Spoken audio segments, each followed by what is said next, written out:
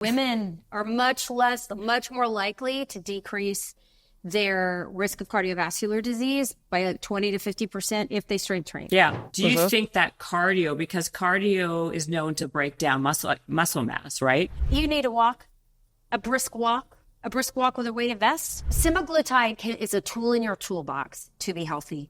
You cannot ignore the value of nutrition, of movement and the right, doing the right movement. Just getting your shots and not eating is not going to serve you long term.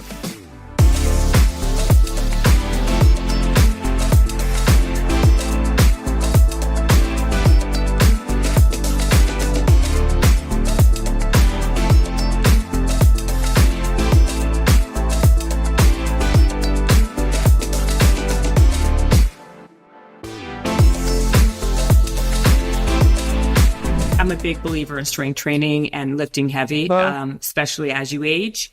I know you talk about that as well in your book. What can you tell us on the research that you've done of how strength training and menopause, or as you age, the importance of those two are together? So most women peak at their muscle mass at about age 30, and then we have an age-related decline in muscle mass. And in order to overcome that natural progression, we have to work harder and harder and harder every single year, or we're just going to have to give up that, And so as we're living longer than men, we're becoming more and more frail in those years. And so when you look at long-term care homes, 66% are female, 33% are male. And the most likely reasons a woman is going to be admitted is for dementia and then for frailty. She can't get off the toilet. She can't, lift her legs. She can't get off the floor. If she falls, she can't pick herself up. And so this is the end result, or she's fallen and broken, a bone and can't take care of herself.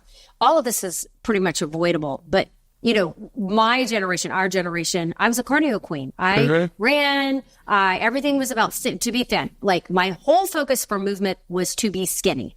Okay. Which I had skinny privilege. I ran marathons. I did all this stuff, super proud of that. But God, if I could go back and talk to that girl, pick up some freaking weights, because I chipped away at my bone and muscle strength to be thin. I never looked at nutrition outside of calories. I tried to eat healthy. I didn't know what that was till I went back to school. They didn't teach us that in medical school. Just, don't eat French fries. Okay. So, but for movement, 2 to 3 days a week of progressive load resistance training, that scares the hell out of women because they've never done it. They don't know how, but it is so important. So when they did studies on elderly women, which is 65 plus, okay, I am 8 years away from that, or 9. How old are you? 55. Oh, you look great though. So almost 56. So they were looking at vibratory training, they put them in 10% weighted vests. They had them start lifting. They were doing deadlifts. These women were making major gains in their 70s and 80s for muscle mass and bone strength and osteoporosis. And I'm like, okay, osteoporosis prevention program, let's go. There's great studies on collagen. There's great studies on wearing a weighted vest. I wear one all the time now. When I'm walking the dog, when I'm doing housework, when I'm, walking on my treadmill, which I do a lot of work on my walking desk, but I put the weighted vest on to do it because I'm cheating the system. I'm just, I'm never going to be obese. That is not in my genetics. It would be a lot of hard. I could do it. It would be a lot of hard work. Yeah. But for me, it's avoiding the frailty card, and I want to be 90 and playing on the floor with my grandkids. Yeah, I agree. Or great grandkids. What do you I want to be climbing a mountain. I don't want to be on a walker like my mother at 85. Yeah. Who can barely get around. She can't get in and out of the tub. We're trying to figure out converting her bathroom right now. She sits on the toilet and does a sponge bath. That is the best she can do right now. Wow. And that no. So I'm doing squats like nobody's business right now because this is my mother. So these are the things I talk to my patients about. They're not coming in saying, I want a bikini body. We're, those ships have sailed and it'd be great. I mean, who doesn't want that? But they're like, look, I'm looking at my future. I'm looking at my aunts. I'm looking at my moms. What plan can I get on right now? What habits can I change? What do I need to focus on so that I can be healthy and vibrant as long as possible and not 10 years of horrible morbidity, not being everything in pain, breaking hips, So 50% of women will have an osteoporotic fracture before they die. Yeah.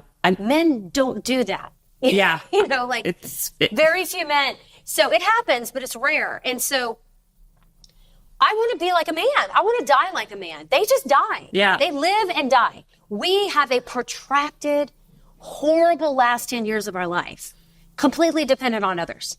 And that doesn't have to be like that. So this is what we talk about when we talk about menopause care. And this we're talking for strength training is an essential piece of it.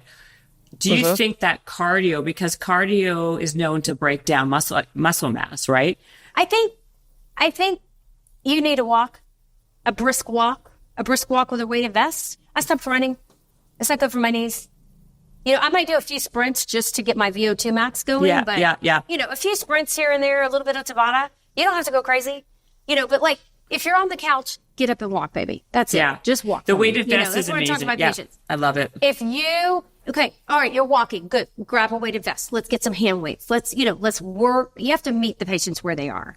And, saying you need to do 3 days of resistance training, girl, she's going to run out of my office screaming. But, she's like, hey, I'm walking every day. This used to work for me. It's not working anymore.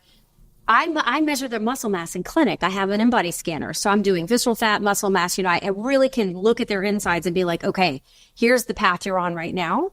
Yeah. Here's what we can do to reverse this. I'm a big believer in strength training for your bone density, for the weighted vest is amazing. And now the cardiovascular data.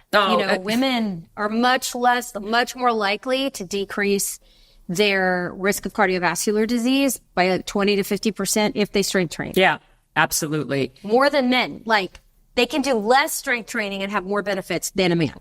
They can? Wow. They will have more cardiovascular benefits with less work. Oh, I love that. Yeah. Okay, let's talk about semaglutide and the GLP-1. Yeah. Is there a benefit for going on something like that, like the Ozempics of the world, if you are gaining belly fat from menopause or from perimenopause? So most of my patients, again, I usually defer to people who have training in obesity medicine. I don't have, unless my patients are obese, and especially patients with lifelong obesity, and they've done everything. They've done every diet. This is a whole mind, it's more than just mindset for so many patients. But I do think that there's a place. I have a handful of patients on it. We monitor them very closely. Before they leave the office, they know they're coming back every 6 weeks. We're monitoring their muscle mass. We talk about acceptable muscle mass loss. We talk about protein intake. Like, going to the long-term success of you being on semaglutide, where you're going to end up healthier in the long run, is really dependent on the doctor who gives it to you and how they take care of you and monitor you. Weight loss at any cost is rarely sustainable and rarely better for your health long term. And the reason why I'm even asking you this question is because we're talking so much about muscle mass, right? And keeping lean muscle mass on your body. Semaglutide, it breaks down when you lose weight, you're losing fat. If you are severely calorically restricting, okay?